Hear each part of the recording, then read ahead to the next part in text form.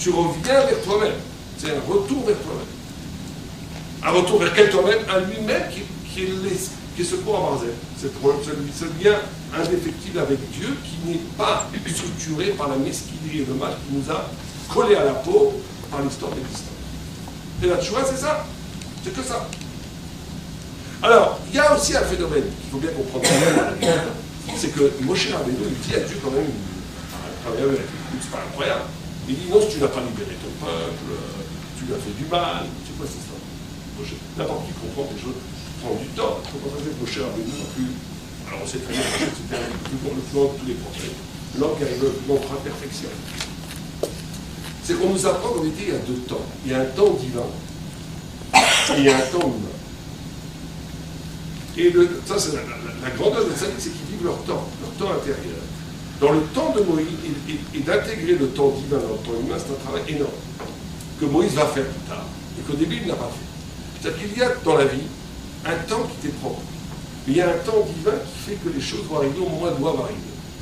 Et à un moment donné, il y a un décalage entre le temps humain et le temps divin. Et c'est ça toute l'histoire du Mashiach, de l'attente du Mashiach. Les gens disent, les mecs ne peuvent plus pour que le Mashiach vienne pas, c'est comme ça qu'il faut attendre le Mashiach, c'est insupportable. Il faut qu'il vienne. Il ne faut pas continuer comme ça. Amen. Mais il y a un décalage entre le temps humain et le temps divin. Il y a un temps divin qui nous dépasse complètement. Nous, on ne comprend pas. Hachem sait ce qu'il fait, nous, on ne sait pas. On ne sait pas. Mais tout le monde sait. On sait quand Yaakov a réuni tous ses enfants pour leur donner la bracha. On sait que la Shrida est arrivée, on n'est pas arrivé. Qu'est-ce que le texte dit? Il a dit Aïm yesh parchem echad shecholek im hakadosh baruch hu. Est-ce qu'il y en a un d'entre vous qui est en marloquette avec Dieu? Ça veut dire quoi, être marloquette avec Dieu? Qui est le Bar-Plukta? Ils l'ont dit non, tous, ils ont tous répondu Shema Israël, Hashem Elokeinu, Hashem Echad. Israël, c'est Jacob. Écoute Israël, Dieu préserve, on n'est pas en marloquette avec Dieu. Mais c'est quoi? Qu'est-ce qui les a soupçonnés de quoi? Comment tu peux être en marloquette avec Dieu? Il y en a qui a une idée contre Dieu, c'est quoi ça? Comment? Mais oui, mais t'es pas en marloquette. Oui, t'es pas en marloquette, tu n'es pas avec lui, tu veux jamais en douzer. Marloquette avec Dieu, comment? Il a perdu la névoie une seconde. Ouais. Et donc il a dit, pourquoi j'ai perdu la névoie? Parce que si tout un Israël est en même temps ensemble, Dieu se révèle. Le Messie se révèle. Il ne se révèle pas, donc vous savez qu'il y en a un d'entre vous qui n'est pas ensemble. Donc il y en a un d'entre vous qui est marloquette avec Dieu. Vous savez quoi, marloquette avec Dieu? Dit le Maral, marloquette avec Dieu, c'est quand tu n'es pas d'accord avec le bon Dieu. Quand tu es c'est pas normal ça. Des fois on le dit, hein. Une petite fille de 20 ans qui se fait assassiner dans un camion attentat, c'est pas normal. Pourquoi tu fais ça? Ben, ça c'est les marloquettes aujourd'hui. Ça enlève la shrina. Ça fait reculer le Mashiach. Ça veut dire, non, ça veut dire qu'à un moment donné, tu dois, même si tu ne comprends pas, même si ça te heurte, même si ça te fait mal, tu ne peux pas à un moment donné commencer à juger, tu veux ouvrir un nouveau bureau, de conseiller à la divinité comment manier le monde, tu veux être un youth, tu veux ouvrir un youth, un minalim, à la Kajboro. La Nahava, l'humilité absolue que l'homme se doit d'avoir face à la divinité, elle est une des clés pour faire la Shekhinah. Ne pas être relais du Badeau. Accepter, c'est très dur, très très dur. Yaakov a venu, il n'a même pas posé de question à Yaakov, à Yosef. Il est arrivé, il a pas dit qu'est-ce qu'il y a eu, il en parler, il savait. Tout était, il a compris de tout le la chaîne. Dès qu'on commence à faire des réchements, pourquoi ça m'arrive sec, pourquoi tu fais sec, moi je ne comprends pas. Et ça nous arrive des fois, les gens ils commencent à dire, c'est légitime d'être pas légitime. C'est psychologiquement normal, puisqu'on a le temps humain, le raisonnement humain et le temps divin, et c'est pas en adéquat. Parce que l'humain est limité, le divin est infini. Des choses qu'on ne comprend pas, mais on sait qu'il y a un sens. Imaginez Dieu, une atroce vision d'un pauvre singe qui est en train de se faire opérer, couper pour lui prendre un membre, parce qu'il faut sauver un enfant avec un de ses membres. Si on n'avait pas d'information, on verrait ce singe souffrir, on dirait que c'est horrible. Il ne faut pas. Et quelqu'un qui dirait non, il ne faut pas aimer, je préfère que l'enfant meure plutôt que faire souffrir le singe, c'est un rachat. Ça dit que c'est un rachat. Qui fait passer ses émotions, son émotivité avant la vie d'un enfant. Mais en réalité, quand on fait souffrir ce singe, c'est pour la bonne, c'est bien. Mais quand on le voit, c'est mal. Donc il y a des dimensions, des choses qu'on ne comprend pas. Et les gens qui sont, on ne sait pas pourquoi. Mais c'est une opération que Dieu fait qu'on ne comprend pas. Mais qui est pour le bien tout. Cette dimension de comprendre qu'il y a des choses qu'on ne comprend pas, mais que tout est pour le bien, c'est la dimension de libération. De te libérer. C'est ça qui te libère de l'angoisse. Que tu sais que tout est bien. Ça ne veut pas dire que tu ne souffres pas. Ça ne veut pas dire que tu ne comprends pas. Ça ne veut pas dire que tu ne souffres pas de ne pas comprendre. Mais tu sais qu'il y a un niveau de ton être, il y a un niveau de vérité qui dépasse ton être. Et donc ça te donne une sorte de quiétude. Ça te libère de l'angoisse. Ça fait que tu es en relation avec Dieu. Ça fait qu'un shrina vient. Et quand tu as passé la shrina, elle s'en va. Que dans l'angoisse du temps qui passe. Bien, en tous les cas, Mitzrayim, sortir d'Égypte, on va faire un peu vite. Elle ne marche pas là. C'est bon, je regarde ça. Tu manges d'une. Mitzrayim, ça veut dire en hébreu, c'est quoi en hébreu? C'est l'anagramme de quoi? Metzarim, mais qui est Metzar Yam. La prison de la mer. Yam, c'est mer. Or, Yam, c'est quoi? Quel gamatria? 50. Yud et même 50. 50, c'est le chiffre de quoi? De l'infini. La Géoula. De l'infini. Vous avez 7 fois 7, 7 c'est la nature, 7 fois 7 c'est la nature à son maximum. 7 fois 7, 49. Dès que vous arrivez à 50, c'est un dépassement de la nature absolue. C'est l'infini. Vous avez 49 années, 50e année, c'est le jubilé de Yovel. 49 jours, on va expliquer. 49 jours, 50e jour, on reçoit un Torah. Il y a 49 degrés de connaissance, le 50e c'est qui? C'est Dieu lui-même. C'est au-delà d'un problème, Moshe Rabbeinu, vous arrivez au 49. Etc., etc. Le 49, c'est toujours la limite extrême du réel. Et le 50, c'est au-delà du réel, c'est la vérité absolue. Or, l'Égypte serait la civilisation qui met cet absolu en prison. Yam. Là aussi, quand on voit quoi, c'est Yam. Quand on voit la mer, on a ce sentiment d'infini. La mer, c'est l'absolu. Donc, il met l'infini en prison. Ça veut dire quoi mettre l'infini en prison? Comment tu mets l'infini en prison? Comment tu peux capturer l'absolu? Ça voudrait dire quoi? Mettre l'infini en prison et sortir d'Égypte. Vous savez que toute la Torah, c'est Zecher Litzat Mitzrayim, tout le temps.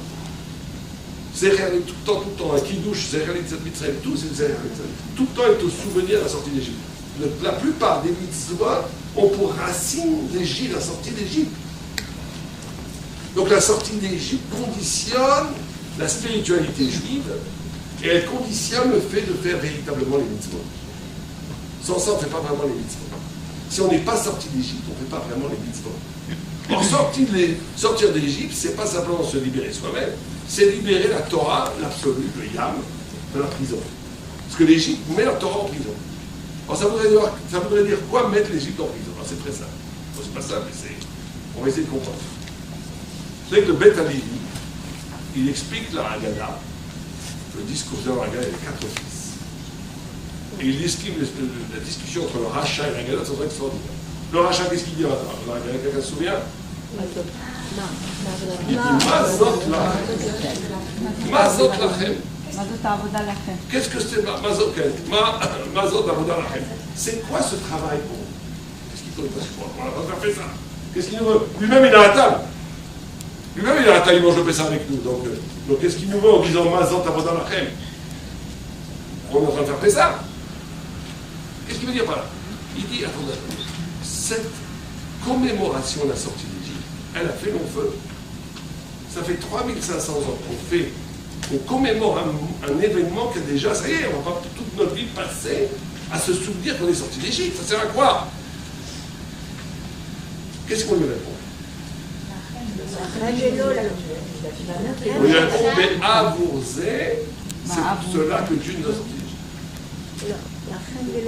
Ouais, ben ça, la rêve et l'eau, on fait du grasséridant et tout, mais je ne parle pas de ça. Alors qu'est-ce qu'on lui répond? On lui dit quoi? On lui dit, mais Avourze,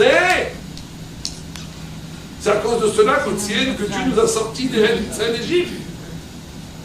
Qu'est-ce qu'on lui répond? Mais non, justement, qu'est-ce qu'on lui répond? C'est quoi le dialogue? C'est quoi le dialogue? C'est que lui, il croit qu'on fait des mitzvot. Pourquoi? Parce qu'il y a eu un événement historique à la sortie d'Égypte. Et nous, on lui répond exactement comme on dit, t'as rien compris. Si effectivement on l'a sorti, la mitzvah de Pessah ne serait qu'une commémoration des anciens combattants qu'on est sortis d'Égypte et qu'on s'en souvient, comme les goïms qui lèvent les drapeaux. T'as raison, on va passer à autre chose. Si c'était que ça, la mitzvah. Mais la mitzvah, c'est pas une commémoration. La mitzvah, c'est pas qu'on se rappelle un événement. La mitzvah, c'est pas un acte symbolique pour se rappeler un événement. C'est le contraire qui est vrai. L'événement historique est apparu sur la terre parce qu'il y a une mitzvah. Déjà, à Pessah, Abraham a venu manger la tzad. Ça veut dire que la mitzvah est plus ancienne que le monde. Ça veut dire que la mitzvah, elle est éternelle. Elle est au-delà du temps. Ça veut dire que le sens de la liberté de la mitzvah, elle est éternelle, elle est netzach, en essence. Elle est quelque chose qui ne dépend pas des événements historiques. Simplement, Dieu ne voulant pas qu'on soit un peuple de rêveurs, vivant dans la planerie, il a incarné cette idée dans l'histoire, en faisant un grand chamboulement, de sortir les dix plaies d'Égypte, ouvrir la mer Rouge, extraordinaire scénario, tout ça en vérité c'était pas très important. Ce qui était important, c'est l'idée de se libérer de la matière en étant avec Dieu. Alors Dieu, ne voulant pas que ça soit qu'une idée, parce qu'on n'est pas des philosophes, on vit la vie. Il a dit, alors je vais vous faire tout un scénario magnifique. Vous allez aller en Égypte, pendant 210 ans, 90 ans d'esclavage, vous allez souffrir terriblement. Et après, 10 plaies d'Égypte vont casser le monopole de l'immanence égyptienne pour te montrer. L'Égypte avait un système où tout était immanent. Je vais casser ça pour faire apparaître la lumière de Dieu. Vous allez sortir d'Égypte. Et vous allez voir ce que c'est la liberté. Mais cette liberté déjà a été vécue. Et vous allez faire Pessah. Mais vous n'allez pas faire Pessah parce qu'on est sorti d'Égypte. Pessah, il fallait toujours le faire. Abraham Avinu, il faisait déjà Pessah. Pessah, quand on mange la matzah, c'est la pureté de la liberté. Le maror, la matzah, les 4 bouteilles, les 4 étapes de liberté, c'est un processus initiatique pour te libérer de toute la matière. Simplement, on ne voulait pas que ce processus initiatique soit abstrait. Donc Dieu a voulu créer quelque chose de concret dans l'histoire qui incarne cette liberté. Mais qu'est-ce qu'il y a avant? La mitzvah ou l'événement? Ben non! La mitzvah était avant, puisque Abraham la faisait. L'événement n'est là que pour incarner la mitzvah. Le rachat, il pense quoi? Le rachat, il pense, mais non, la mitzvah, c'est qu'une symbolique par rapport à l'événement. La matière est première. L'événement historique est premier. Après, on élabore des pensées, des rites qui sont conformes à des événements historiques. Et ça va très loin. Parce que c'est ça qui va différencier le rachat du politique. C'est que vous avez deux façons de voir le monde. Vous avez une façon de voir le monde. Alors vous avez on va affiner le propos. Chez les goïms, vous avez deux catégories d'humains. Il y a des gens qui pensent qu'au début, il y a que la matière. Tout est matière. Comme la pâte à modeler. Et que cette matière, elle se sauve. Comme ça, on pense beaucoup de scientifiques. Au début, il y a de l'énergie, on ne sait pas d'où elle vient. Bon, elle est de l'énergie. L'énergie, elle explose, de Big Bang. Voilà, oui. Après, cette énergie, en se refroidissant, elle fait les premières matières, les premiers noyaux. Qui, fait la première loi de la physique, la loi de la gravitation universelle, qui va créer les premières planètes, qui vont faire les minéraux vont faire les végétaux vont faire les animaux, tout d'un coup, un singe, on ne sait pas trop comment il lève la tête, il va commencer à parler, à projeter sur les murs des dessins, ils vont commencer à communiquer, ça va faire après des idées, les idées vont faire la culture va faire la religion, et au bout de cette chaîne, il y a Dieu. Rahman al-Islam de telle pensée. Ça veut dire que, à la base de toute la pyramide, c'est qu'au début, tu as la matière. Et la matière, en se sophistiquant, devient après très spirituelle, hein, il n'y a pas de problème. Mais qu'est-ce qu'à la base, c'est la matière. C'est-à-dire qu'on parle le nouveau Dieu des scientifiques, c'est le temps. On vous transforme une carotte en lapin, il faut 1 milliard d'années. Bon, pas 1 milliard, 300 milliards d'années. Comment? On ne sait pas. Mais bon, le milliard devient végétal, c'est complètement idiot de penser, mais il pense comme ça. De penser que le temps peut créer de l'ontologie, c'est complètement idiot.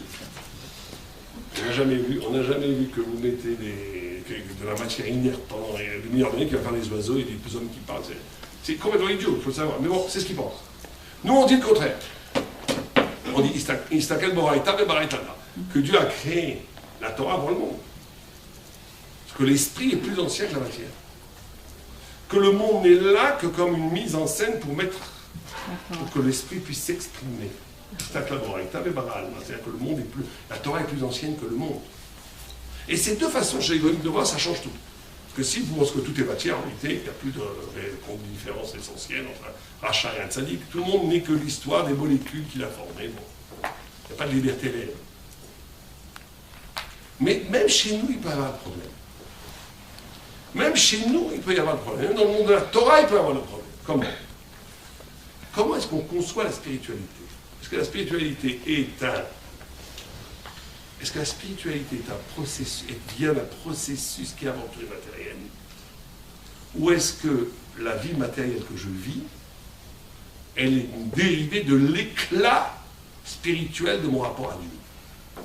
Et c'est là où on va voir la vraie différence entre le vrai tzaddik et le vrai rachat. C'est que à un moment donné, le tzaddik va investir dans une vie, et c'est ça, libérer l'infini de la prison, mettre l'infini en prison. C'est-à-dire que la spiritualité, elle est là, la même. La Torah, elle est là. L'infini, il est là. Mais il est en prison. C'est quoi il est en prison? Ça veut dire qu'il est dans un monde conditionné par autre chose que lui-même. C'est quoi la prison? C'est que tu n'es pas libre. C'est quoi être libre? C'est être soi-même. Vous savez écrire Charut Alalokro. Liberté, ne dit pas Charut Alalokro, ne dit pas gravé dans les tables, lit liberté dans les tables. Le Maharal de Prague dit pourquoi la liberté, elle est incarnée par une gravure. Il dit l'écriture, c'est de l'encre qu'on met sur une feuille. La gravure, c'est quand le texte fait corps avec son support. C'est-à-dire que c'est un. C'est-à-dire qu'être libre, c'est être soi-même. Or, quand on te dit Charut